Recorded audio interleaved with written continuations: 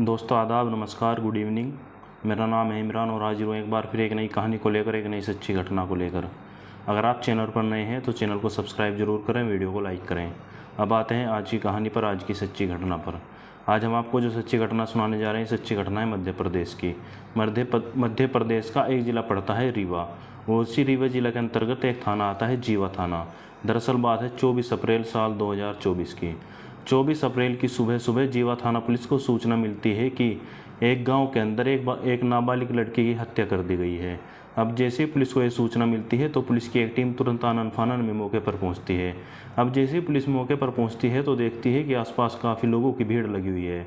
Police भीड़ को इधर उधर करती है और उस 9 साल की बच्ची की डेड बॉडी को अपने कब्जे में लेती है। डेड बॉडी को कब्जे में लेती है और कब्जे में लेने के बाद जब उसके माता पिता से उसकी मौत के बारे में पूछताछ करती है तो वे बताते हैं कि साहब, उनकी बेटी परिवार के सभी लोगों के साथ घर के आंगन में सोई हुई थी। तभी अचानक एक जहरीला कीड़ा उसको काट जाता है और उसके मौके पर ही मौत हो जाती है।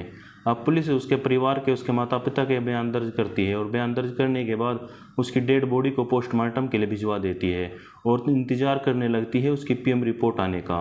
और करीब 2 दिन के बाद जैसे ही उसकी पीएम रिपोर्ट आती है तो उसकी रिपोर्ट देखने के बाद पुलिस वालों के भी पैरों तले ज़मीन खिसक जाती है।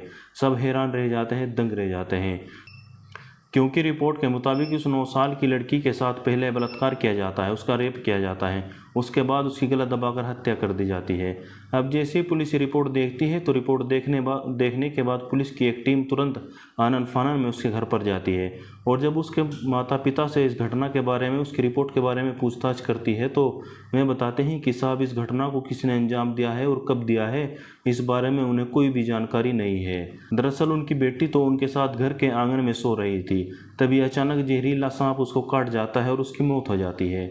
अब पुलिस उनके बयान दर्ज करने के बाद आसपास के लोगों से पूछताछ करती है और करीब 50 लोगों से उसकी घटना के बारे में पूछा जाता है, पूछताछ करी जाती है और सभी लोग बताते हैं कि साहब, ना तो उन्होंने किसी को आते हुए देखा है और न ही किसी को जाते हुए देखा है, न ही किसी ने चीखने और चिल्लाने की आवाज़ें सुनी है।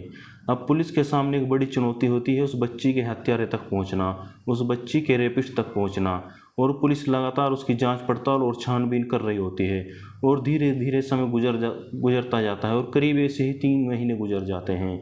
और करीब 3 महीने गुजर जाने के बाद भी पुलिस को ना तो उसके हत्यार के बारे में कोई सुराग मिलता है, न ही किसी भी तरह का कोई क्लू मिल पाता है।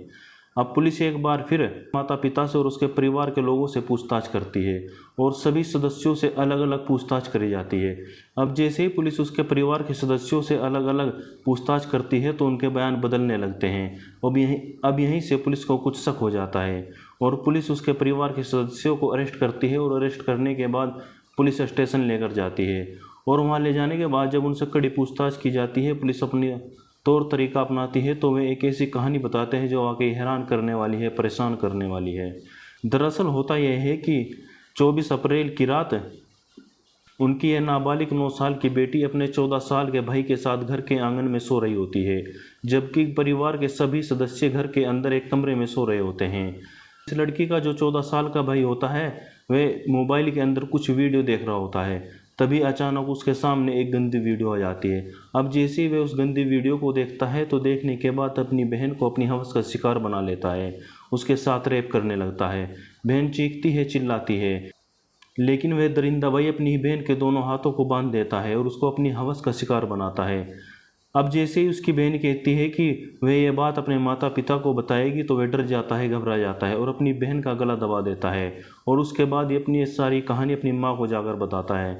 अब जैसे ही उसकी माँ ये कहानी सुनती है तो सुनने के बाद वह आकर उस बेटी को देखती है तो उसकी सांसें चल रही होती है।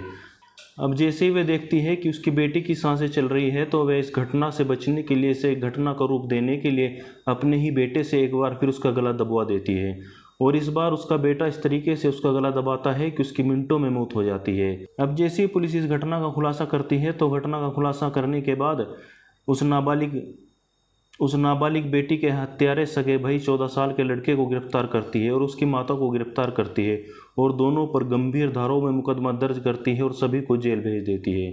दोस्तों, इस घटना को सुनाने का उद्देश्य किसी की भावनाओं को आहत करना नहीं, बल्कि आपको जागरूक करना है ताकि आप भविष्य में होने वाली किसी भी अनहोनी को पहचान सकें और उससे बच सकें। फिर मिलते हैं एक नए क्राइम शो के साथ, एक नई सच्ची घटना के साथ।